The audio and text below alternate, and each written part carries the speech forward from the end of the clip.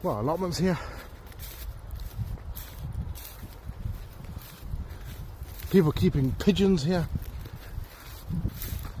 Various array of effects here, but certainly does get flooded out down this way in parts. Some meticulously kept, some rather ramshackle and untidy.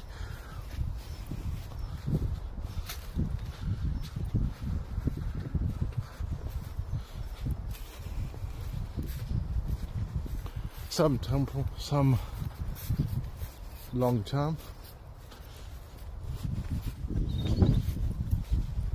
and some overgrown. And this is where it floods out. You can tell that this hasn't been tended for a long time. Certainly